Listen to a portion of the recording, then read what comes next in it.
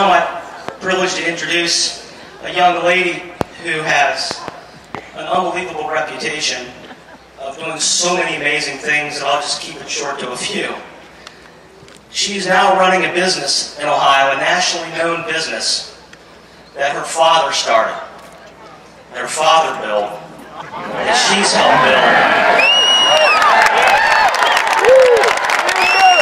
Anybody know Walnut baskets? Well, Tammy's accomplished in her own right. She was a member of the Board of Trustees at her alma mater, the Ohio State University. She's recognized nationally as a CEO of the largest U.S. handmade basket manufacturer, located right here in the state of Ohio. And today she joins us as a co-chair of Ohio Women for Mitt Romney. Please welcome a classy lady, an entrepreneur, a lady who's built a business, Tammy Longenberger. Thank you very much. Thank you all basket fans, too. It's great to be with you today. It's really an honor and a privilege to join so many leaders of our state and of our country that are working so hard to make this a better place for all of us. As you all know, I am not a business. I'm not a politician.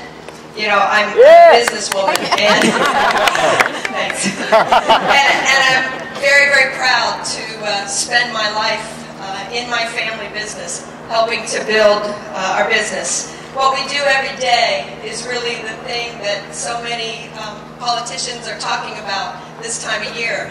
They're talking about, creating jobs.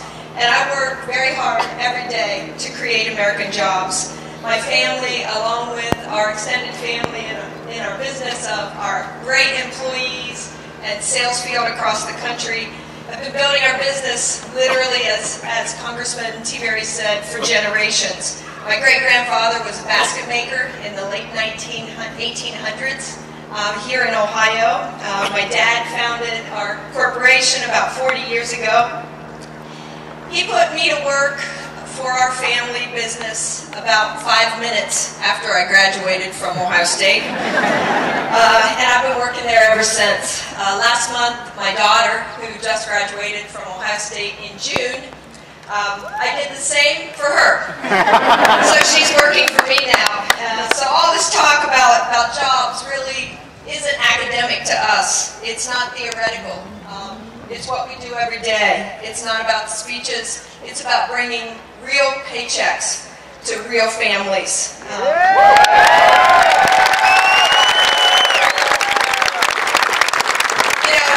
every job in America is with some big corporation like Microsoft. There are hundreds of thousands, millions of people around this country that work in small businesses, work in businesses out of their home, like our sales field does. Some people call them microfinance jobs, but whatever you want to call them, I know there are people who get up every day and just get on with the job of doing their job. And it's a very, very powerful engine for creating jobs around this country.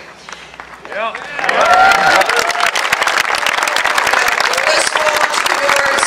Like our independent sales force, and maybe I'm biased, but I believe it's the small entrepreneurs around this country that have built America. They're the backbone of this country, always has been, that free market economy that allows any of us to start our own business. We don't ask someone else to build our business for us.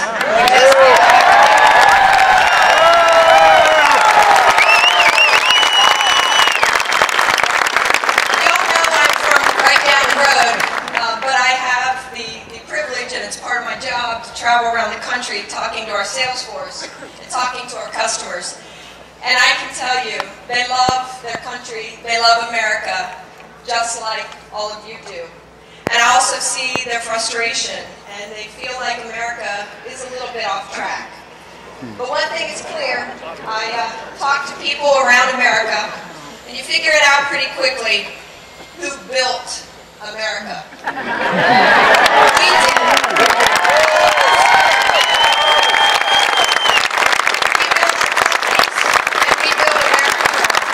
That's who builds American businesses.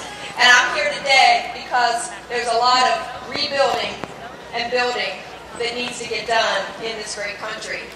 And I really believe that Governor Romney and Congressman Ryan really understand the values that America has. They understand how jobs are created, how jobs are made, and because they understand, I believe that they can unlock that enormous, enormous potential that's sitting there for this great American job-creating engine. And as I said, you know, I'm a businesswoman, I'm not a politician, so some people might ask, well, why don't you just stick to running your business? Well, and it's a full-time job. But I'll tell you why I'm here. I love the company that we built. As all of you know locally, we've gone through some challenging times the last 4 years. I love the people that work there. I love our sales force. I love the great state of Ohio. I love the craftsmen and women that make our great baskets. Some of them have been doing it for 20 and 30 years, and they hope that their children are going to be able to work at the Longburger Company just like they did. I also know that there's a cause and effect between the people that work in Washington, the people that we send to Washington, and what happens on a small shop floor in a company in Ohio. The leader that we send to the Oval Office had better have an understanding of what makes American companies tick and what makes them grow. Because paychecks here in Ohio don't just come out of thin air.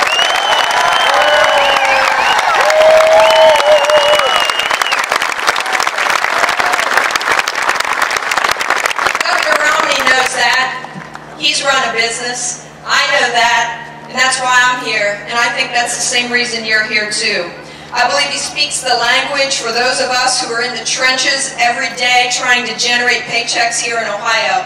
I know Congressman Perry understands that, I know our auditor understands that, and I know Governor Kasich understands how hard that is. And that's why I'm here, and that's why I'm supporting all of them. You know, I tell you a little bit, my father grew up with very few advantages. Some of you know his story. He was one of 12 children raised during the Depression. He had epilepsy, he stuttered. He didn't have the privilege of a college education. He wore his work boots very, very proudly. No one gave him anything. He built his company, and he helped build America.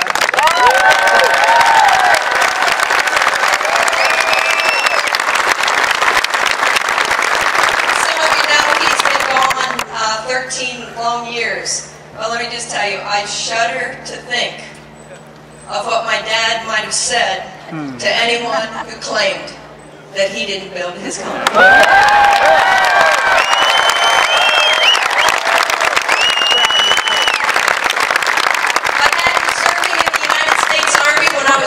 So I spent my first year living at Fort Hood, Texas. So from a time that I was a little girl, he taught me that when I grow up, I have a duty to serve my country, and I have a duty not just to vote, but to get involved.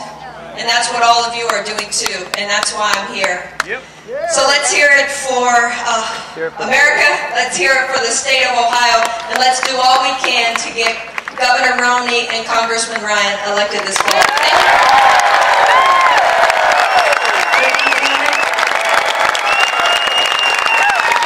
Just a few minutes, folks. Come back to me here. You all know David Ghost. He was our Delaware County auditor. He was our Delaware County prosecutor. He's making us proud as auditor of state. What you don't know, you might know a little bit about me. I was in the best damn band in the land. Dave was a trumpet major at Ohio State, but he didn't make the best damn band in the land. But he's the best state auditor we've ever had. The 32nd auditor state, Delaware County's David Ghost.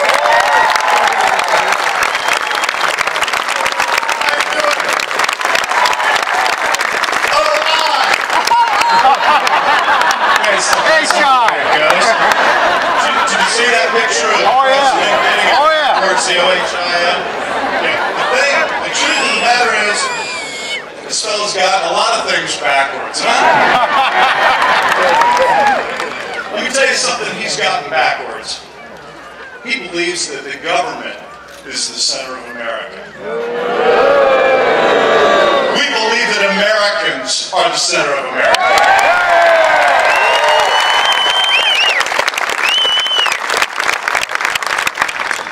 Folks, our comeback team is on the road. I'm going to do something politicians never do, but I'm going to cut my remarks short. Because I know who you're really here to see. His name is Mitt Romney.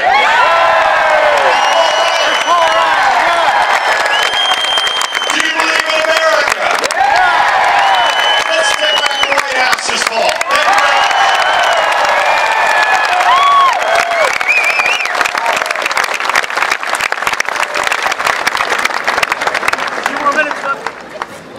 A few more minutes, folks. The comeback team is on the way. They're about 5 minutes out. So hang tight and remember, give them a welcome, a Buckeye welcome they will not forget. God bless you all. Thank you for being here.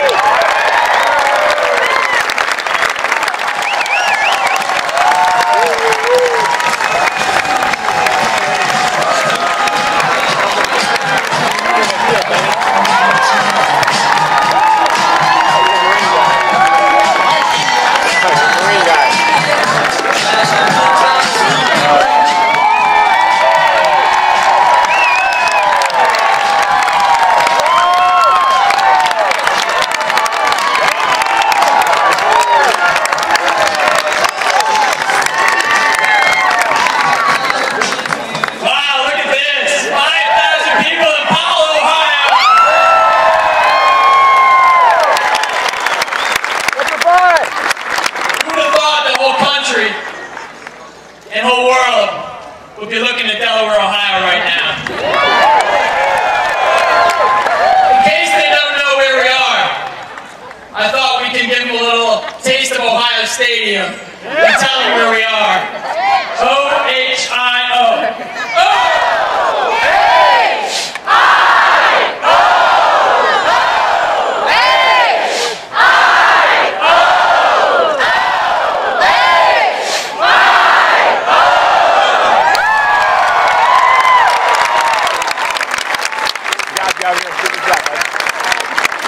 It's an honor to be out here with the quarterback of our state, the guy who's leading the economic recovery here in the state of Ohio.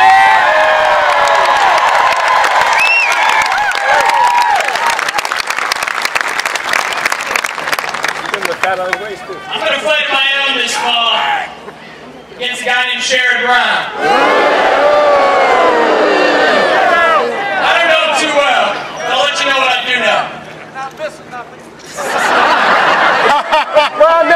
Years ago, he was named the most liberal senator in the United States of America. Been running for political office since Richard Nixon was president. Been in Washington for 2 decades. Ladies and gentlemen, the only way to change Washington is to change the people we send there.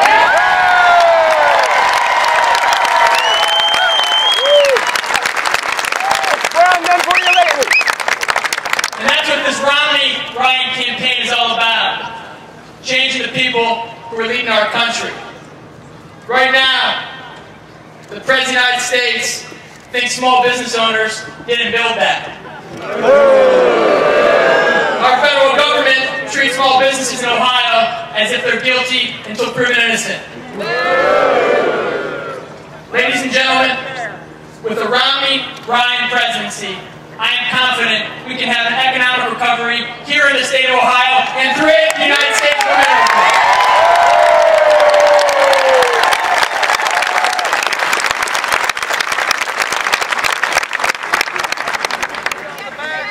When this gentleman came in to the governor's office, we had an $8 billion operating budget deficit. He took us from $8 billion in the red to a surplus. He's leading the charge for the United States of America when it comes to creating jobs. And in my mind, this is someone who's already changed Washington. And he's someone who's going to help Mitt Romney and Paul Ryan become the next president. President and Vice President of the United States, ladies and gentlemen, our Governor, John Kasich.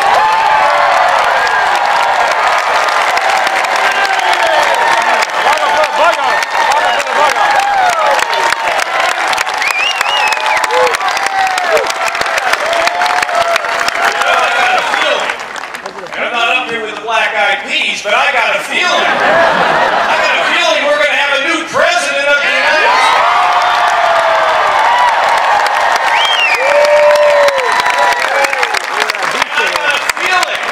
I got a feeling we're going to have a new United States senator.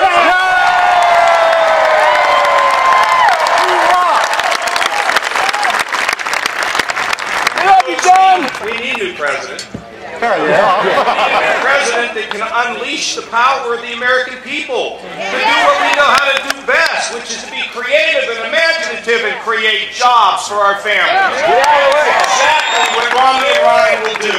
When I came into office, we were $8 billion in the hole. We had lost 400,000 jobs. We had 89 cents in the rainy day fund. This young man here, what's his name? Declan had more than 89 cents in his piggy bank. We were the 48th in job creation, and our credit was going down the drain. So we decided we'll use some old-fashioned principles. Principles families use. You balance a budget, but don't raise your taxes. Get rid of the things you don't need, and the things that you need, make it work better. It's not complicated. You think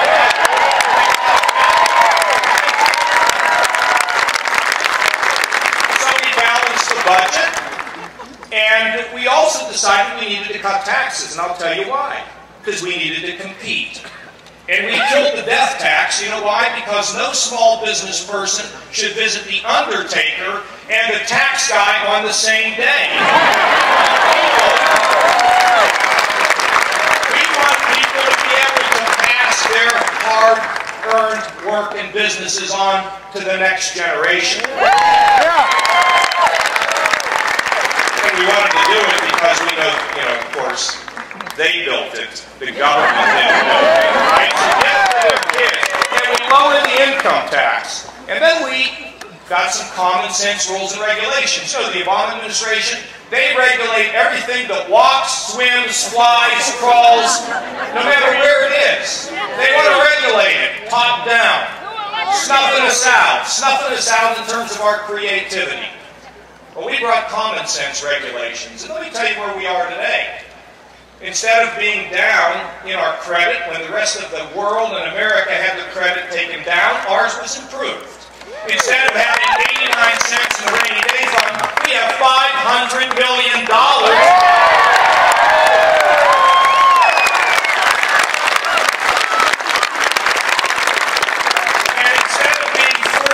Job creation. We're #1 in the Midwest and #4 in America.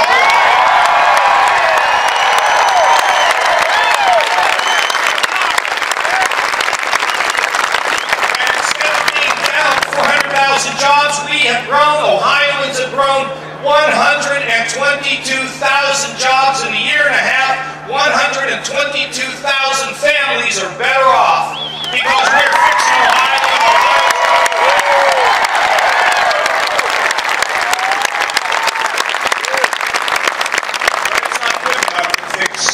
Ohio without fixing America. That's right. That's right. And we've got a president. Look, it's real simple. I mean, he said he was going to cut the national debt in half. It's doubled. We are overspending $1 trillion a year. And we've got these kids here. And you know who's going to pay the piper? They will. And that's not right, is it? It's not right to put this debt on our children. And the president's idea of solving it is to raise our taxes, take more money from us. Let me tell you something. We have a ticket here that gets it. I know Paul Ryan. I used to work with Paul Ryan when he was just a young aide in the United States House. And now he's the Budget Committee Chairman, and he put together a plan to rescue our children. You see, it takes courage, it takes brains, and you know what? He's a wonderful guy. And you know what? I know every mother wants to claim him as his son. Right? Am I right, ladies? He's just a cool guy. And he's smarter than a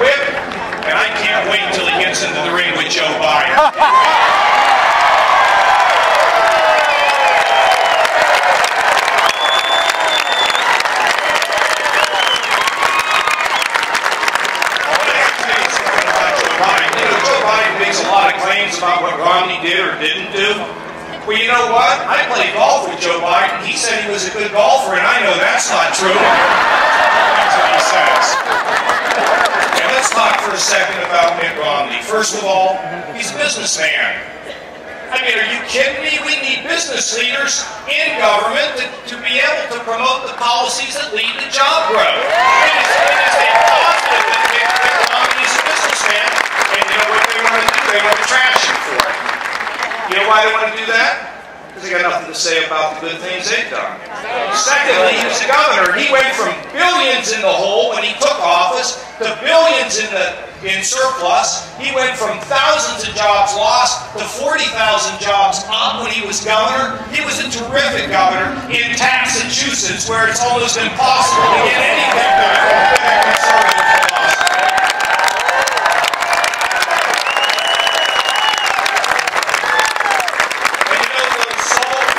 City Winter Olympics were going down the drain, and they called Mitt Romney.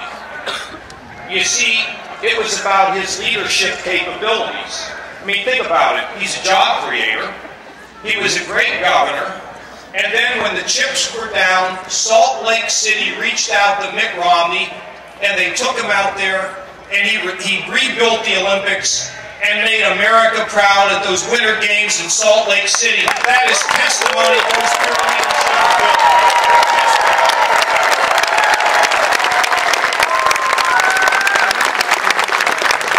So, ladies and gentlemen,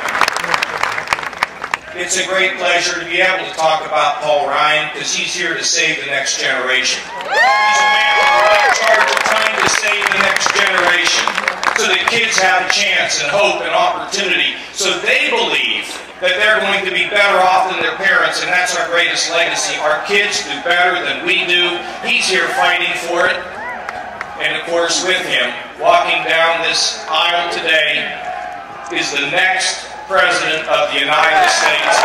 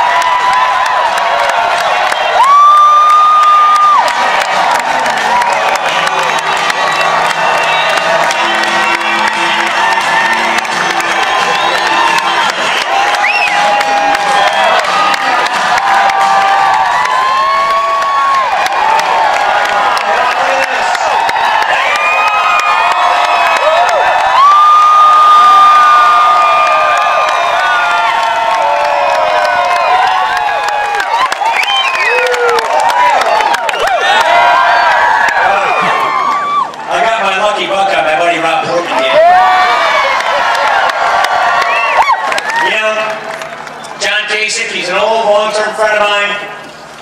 He's one of the most fiscally conservative guys I ever met, and by judging by the shirt he's wearing, you can tell that.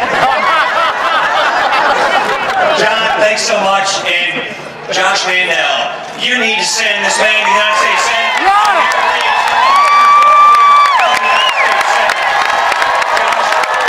We are with you, buddy. And thanks for sending a great member of Congress, one of my buddies in the House, Pat T-Berry. He is a conscientious, smart leader. It is good to be back here in Big Ten country. You know, I think the season opener is my alma mater, Miami of Ohio, against Ohio State. Go Miami, huh?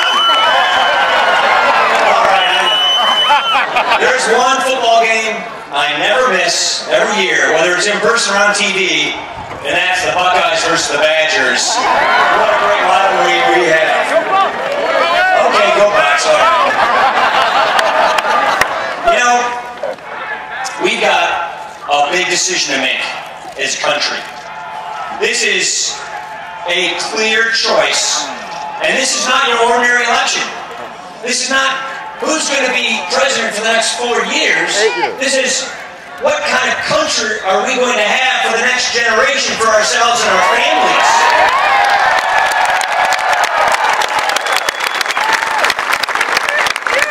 And it's a really clear choice. Do we want 4 more years of the same? No! Do we want a nation in debt? No! A nation in doubt? No! A nation in decline? No! That's right, we don't. We need leadership. We need somebody to get the American idea turned back on by reigniting the values that built the American idea in the first place.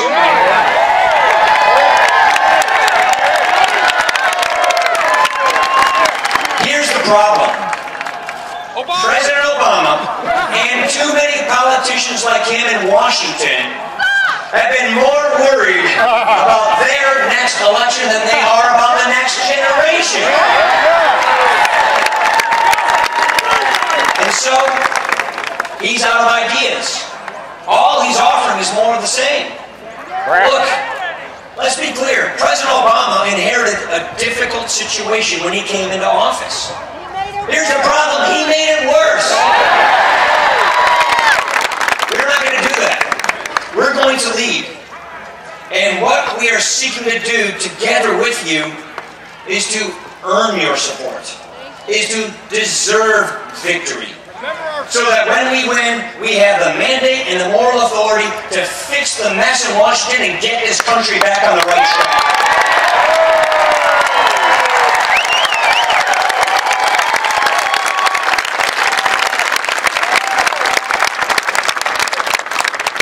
But it requires leadership.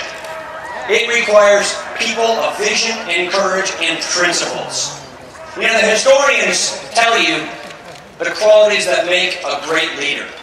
A person has to have a bedrock of principles, a moral compass, a vision for the future, and the proven experience and ability to execute that vision, to put it in place. Amen.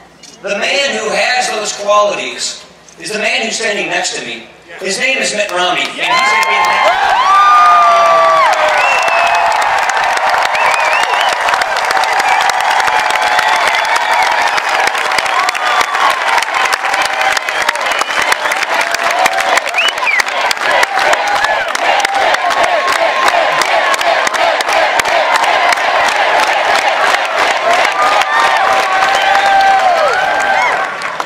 Look at the man. Look at the experience.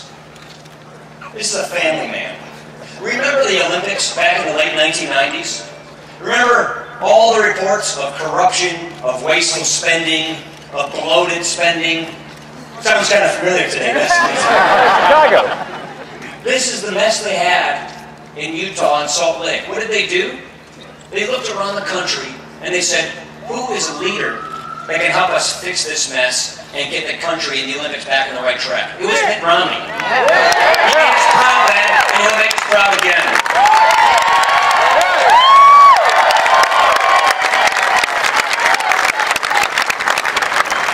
Look at his experience in business, and by the way, having that kind of experience is a good thing. Being successful in business is a good thing.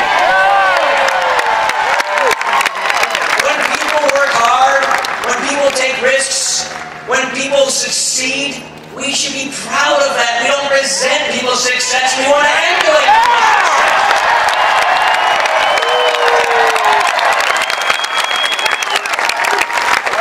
This is a man who started small businesses. This is a man who turned around struggling businesses with an astounding degree of success. He helped create companies like Staples, Bright Horizons, Sports Authority. This is a man who I am so proud to stand by, who through his personal experience and values knows that if you have a business, you did build that.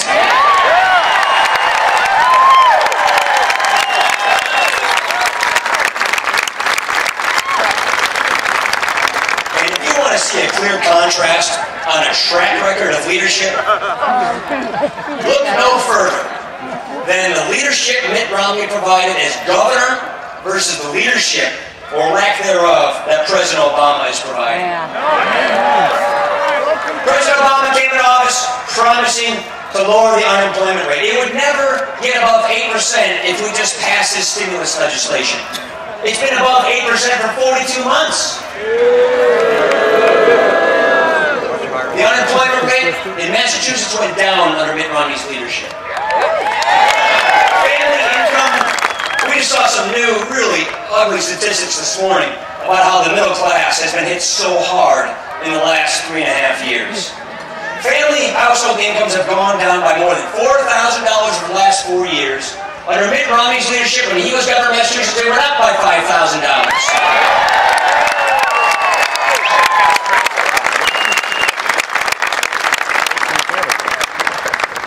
We have nearly 1 in 6 Americans today who are living in poverty today. That's the highest rate we've seen in a generation. President Obama's ideas aren't working. Remember, when he came into office, he and his party controlled it all. They passed just about everything on their agenda item, and now we're suffering the consequences as a result. Abomination. Remember when President Obama came in and he said, there aren't red states, there aren't blue states, we're all the United States of America. We're not going to be doing childish, petty things. This is the 3rd president I have served with, and this is the most acrimonious, partisan, bitter atmosphere I have ever seen. When Mitt Romney was governor of Massachusetts, a Democratic state, and he was a Republican governor where the legislature was controlled 87% by Democrats. What did this man do? He didn't demonize. No. He reached across the aisle and he balanced the budget without raising taxes.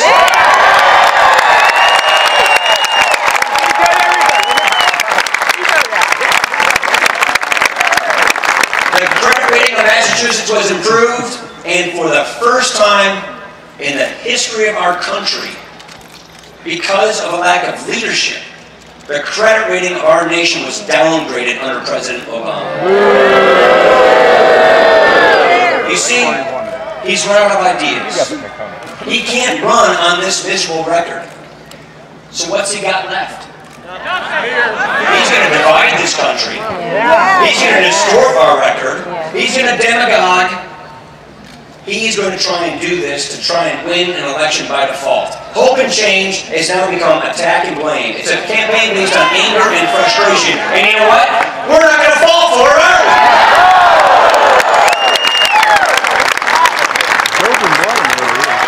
Every now and then, the president sort of drops the veil and gives us a glimpse into his worldview, his governing philosophy, what he truly believes. You know, you guys know Joe the plumber, right? Yeah. Remember that comment, we're just going to spread the wealth around? Yeah. It's this belief that the economic pie is fixed. That one person's gain necessarily comes at another person's loss. It's the idea that the pie is fixed and it's the government's job to redistribute the slices of the pie how they see fit. That's a bunch of baloney. And I'm not talking Oscar Mayer baloney, that's just a bunch of baloney. We want to grow the pie so everybody has a chance at the American idea. We want to restore the right to rise. We want upward mobility. We want every American to be able to achieve her potential. That's what we do in America. That's the American idea. Remember when he was talking to a group of donors in San Francisco, and he said, people like us from these Midwestern states, we like to cling to our guns and our religion. All I can say is one thing. This Catholic deer hunter is guilty as charged.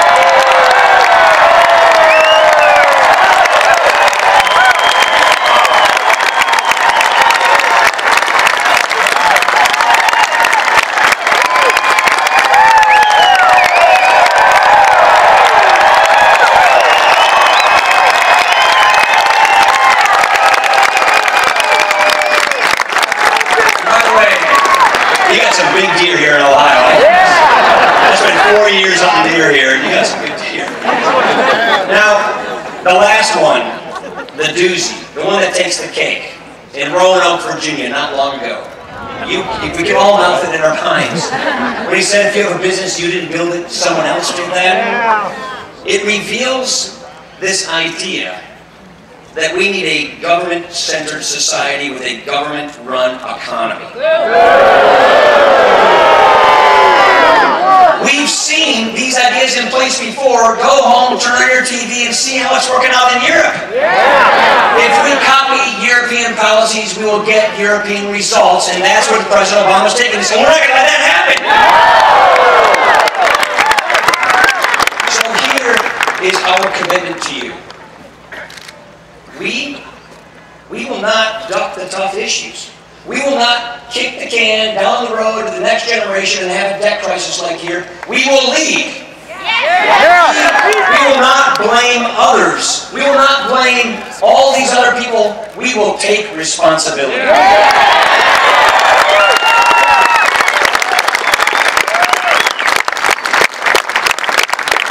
And most importantly, we will not try to transform this country into something it was never intended to be.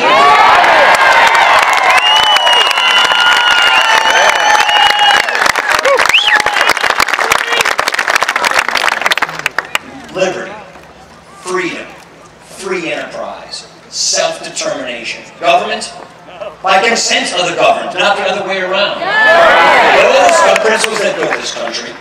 And so we will not try to replace our founding principles. We will reapply our founding principles.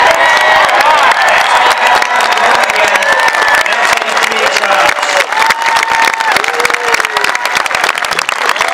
It takes leadership. You've got a courageous governor who's doing such great things. Imagine how many more jobs we can create if we fix the mess in Washington. We have a plan for a stronger middle class, for a higher take-home pay, for more jobs, but it's more than just that. It's about reclaiming the idea of this country. It's the only nation founded on an idea. It's precious. Our rights come from nature and God, not from government.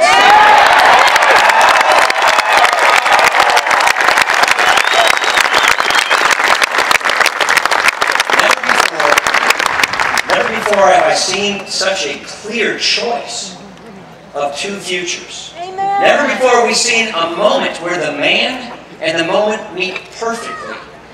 Mitt Romney is the exact kind of leader we need for this exact time. I am so proud to be standing here with this man. I am so proud to be traveling the Buckeye State with this man. I am so proud to be saying I'm standing next to the next President of the United States.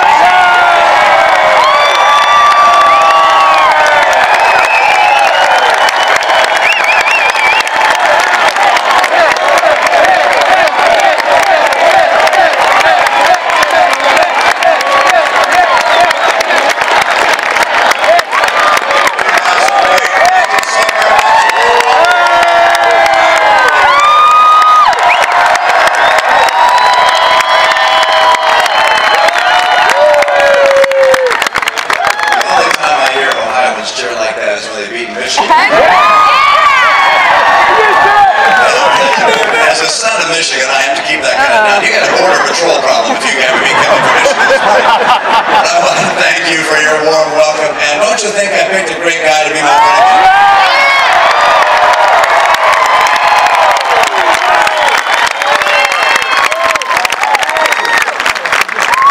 I was going to come here and that your governor was just going to speak an extraordinary address as he did, but I didn't realize he was going to wear the brightest green I've ever seen.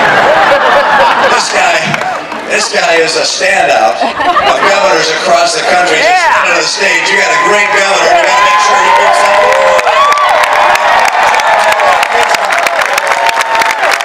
And get Judge Mandel to help us in Washington as well.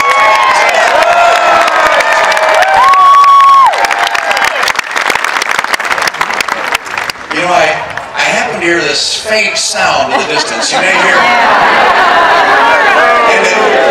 And it actually reminds me a bit of the president's address 4 years ago speaking to the convention in Denver, because, you know, he was speaking in front of those Greek columns over that. Oh, yeah. This is kind of like the Greek chorus in the background. Everything they do reminds us of Greece, and we're not going to Greece.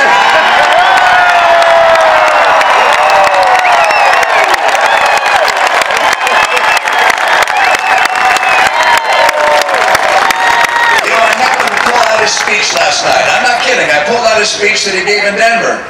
It's really a brilliant speech. He says marvelous things. He just hasn't done them. My guess is that a few weeks from now, he'll be speaking at the Bank of America Arena. He won't call it that. He'll be in Charlotte. And he probably won't put Greek columns up behind him. He won't want to remind us of that either. But he will have all sorts of promises to offer again. He'll tell you how much better things are now. But you know, this time, we have more than just the words. We have the record. And we understand the big gap there is between what he promises and what he hopes, what he actually delivers. And that's why this November, the people of Ohio are going to make sure we get a Republican in the White House.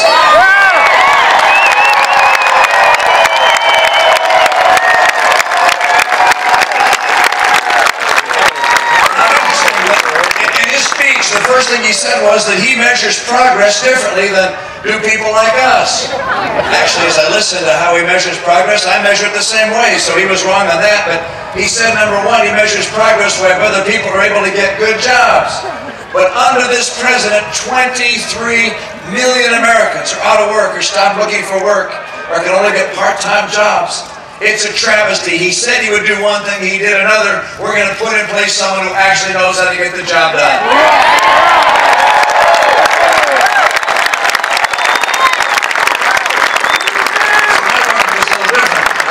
I was able to get unemployment down to 4.7%. Wouldn't we like 4.7%? Your governor's on the right track. You see, he's doing here in Ohio the exact things that have to be done to get small businesses to grow and thrive and big businesses to expand and hire more people. This is about more jobs and more take-home pay. It's not about rhetoric. It's about getting the job the American people need, and we will do just that.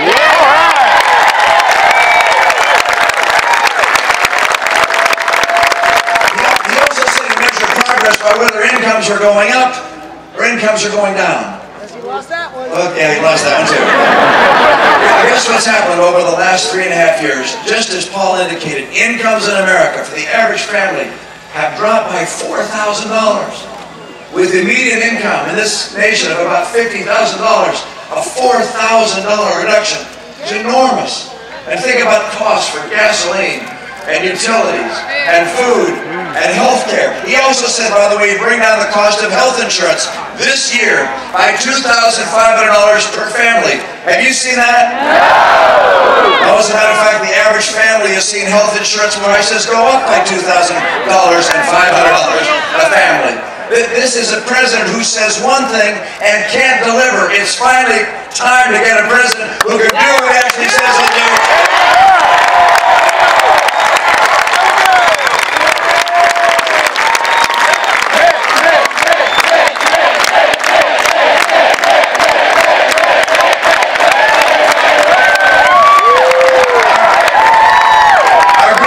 Out there is chanting 4 more years. Do you want 4 more years? Do you want 4 more years of declining wages? Do you want 4 more years of home values in the basement? Do you want 4 more years of the big banks getting bigger, the small banks getting smaller? Do you want 4 more years of Barack Obama?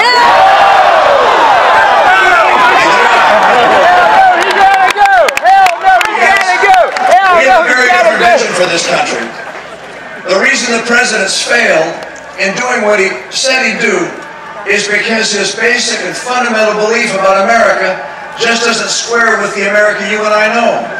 He doesn't understand what it is that makes America's economy so powerful, so dynamic, and so unique in the world. I've had the thrill over the last couple of years of going across the country and meeting people across America. Small businesses, big businesses. I met a woman who has her own upholstery company. I said, how'd you get in business? She said, well, my husband lost his job and he took a class in upholstering and She, being the better business mind of the family, she started a company and hired him as her first employee. And she went on to hire 40 more. Now she has a successful upholstering business. I met another woman just a couple of weeks ago, in High Point, North Carolina. She has North Carolina over there. She has a furniture business, tough competing with China in furniture when they cheat on their currency as they do. And she had to try and find a way to save her company and save the jobs of the people that work there. And she found a way. She makes a very special kind of furniture, hospital waiting room furniture. Now she dominates that. And by focusing on something so narrow, she's been able to keep her business together and her employees together. By the way, just a word to the women entrepreneurs out there.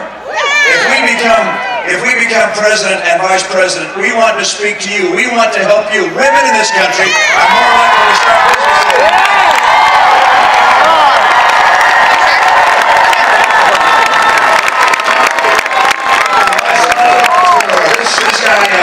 This guy's name is Jim Leotone. Jim comes from Southern Illinois. Graduated second in his high school class. Second from the bottom, that is. He concluded that the college wasn't part of his future, but he convinced his dad to give him a loan. And they split the business. He'd start 50-50. He wanted to make food, a restaurant kind of business, and deliver it to people. So he went out to buy one of those hamburger grills and those rollers that make the hot dogs and the hood that takes out the smoke. Way more money than he had. The only thing he could do with the money he had was make sandwiches. So he set up some tables in a garage and made sandwiches and delivered the sandwiches to people at work. And now Jimmy John's has 1,500 restaurants and employs 60,000 people.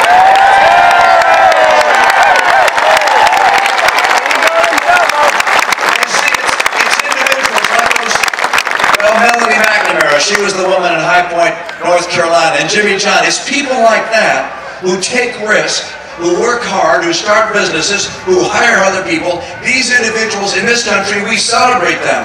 We acknowledge their achievement. We love their success. We don't attack success in America, and we will never apologize for success abroad.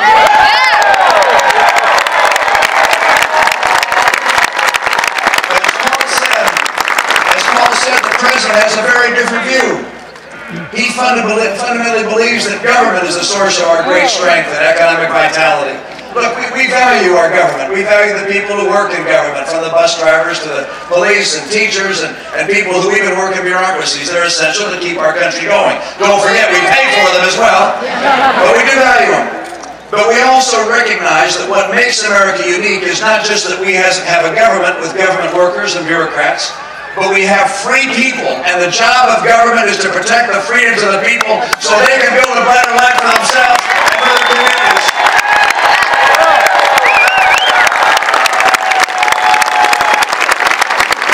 When the founders wrote that Declaration of Independence and said that the Creator gave us our rights, they were both inspired and brilliant in my view, and those rights included life and liberty and the pursuit of happiness. In this nation, people are free to pursue happiness as they choose.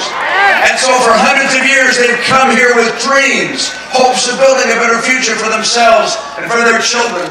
And some succeed brilliantly, like Jimmy John and Melanie McNamara. And others succeed in other ways. People succeed by working hard and getting a promotion at work and being able to save money for their kids' education. People succeed by working hard and getting on the honor roll as a kid. And let me tell you, if your child gets on the honor roll, works hard, studies, does well on the test, makes the honor roll, I know that to get to school, he or she had to get on a school bus. But when they make the honor roll, congratulate them. Don't say thanks to the bus driver.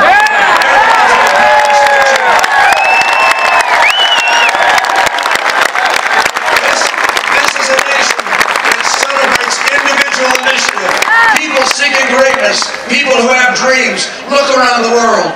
It's here where the dreamers come. Not a lot of dreamers in North Korea, are they? The dreams they have there are just getting out. Not a lot of dreamers in Cuba. They wish they could come here with relatives in this country. This is the land that promotes dreams and the vision of individuals, and it is the freedom of individuals we will protect and reignite America's economy. I'm convinced that you're going to see, by virtue of our administration, this economy come roaring back.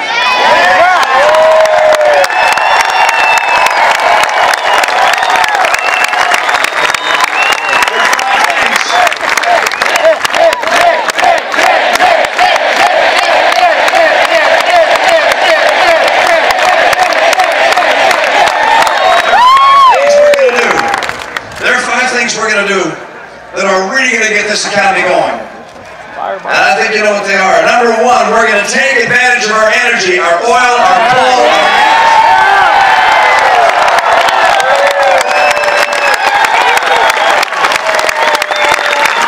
We're going to do what the President said he'd do, which is we're going to get America, North America, independent for energy within the next 10 years. America is going to be energy independent.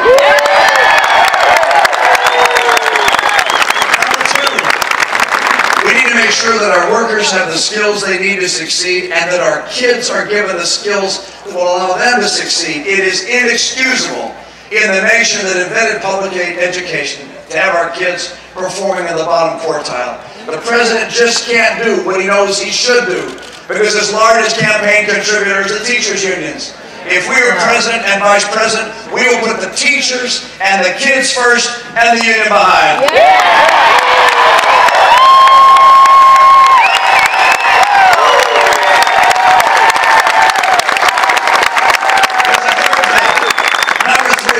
We're going to take advantage of trade and make trade work for America. We're productive. We can compete with anyone in the world successfully. I want to open up new markets, particularly in places like Latin America where there's a growing middle class. It's a huge opportunity for us. We speak the language, we're in the same time zone.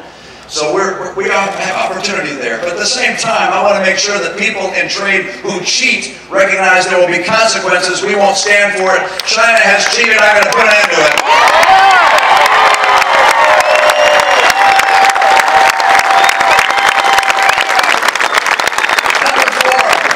Number one, energy.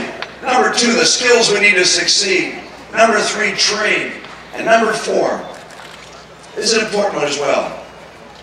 You're not going to have entrepreneurs risk all their savings and convince their family to invest in their business. Nor are you going to have big multinational companies decide to build factories in Ohio or anywhere else in America if they think we're headed to Greece. And if we keep spending massively more than we take in, that is where we're headed. And therefore, if we're President and Vice President, we will do everything in our power and accomplish this goal. We will cut federal spending, we will cap federal spending, and we'll fight against the attractive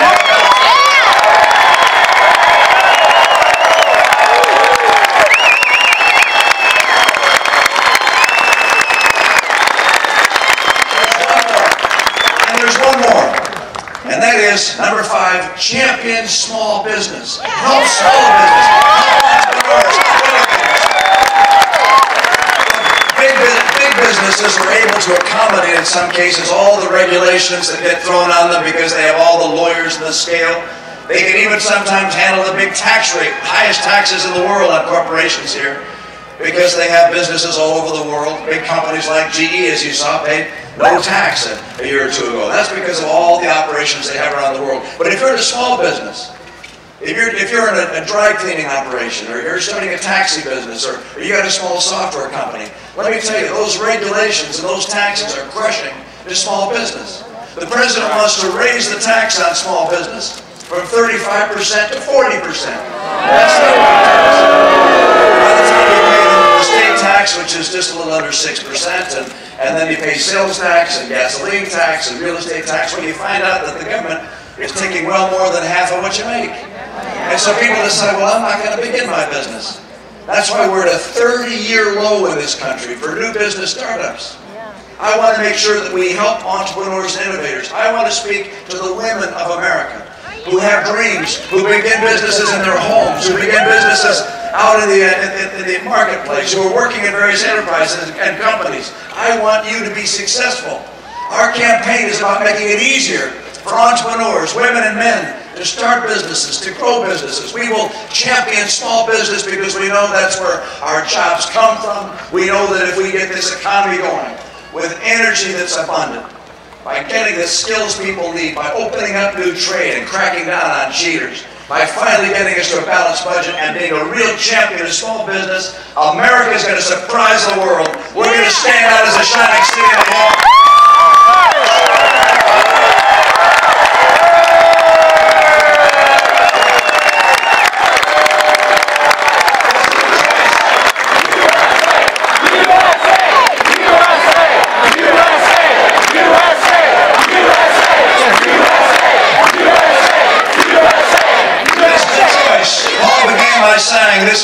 about the soul of America. What kind of an America are we going to have? We have laid out an America that's based upon the skill, the capacity, the dream of each individual. And the government that protects their rights and encourages them to be able to realize those dreams. That's our vision.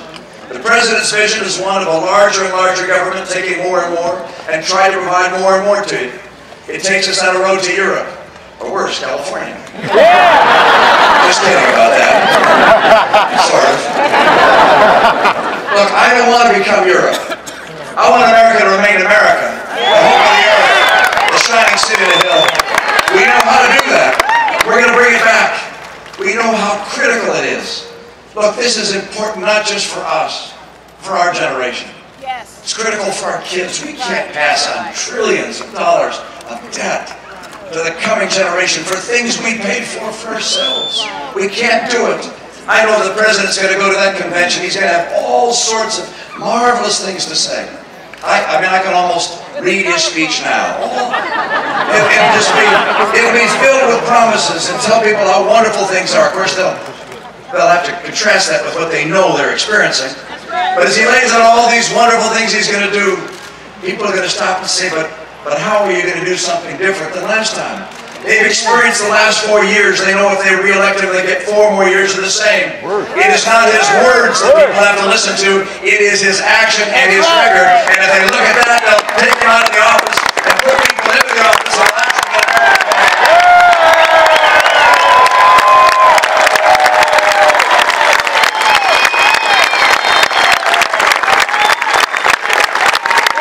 And so Paul and I, we made our commitment to you.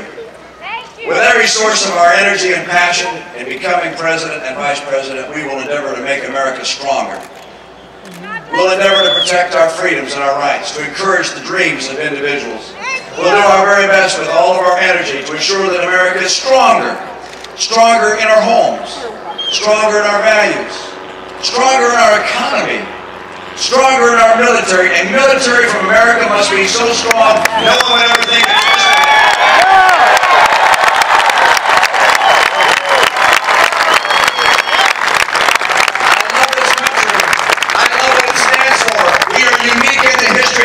because of our founding documents and our commitment to freedom. We're going to bring America back by reasserting and reaffirming and restoring those principles. We're not going to become Europe. We're going to stay America. We're going to remain the shining city on a hill. And Ohio is going to help us win the war.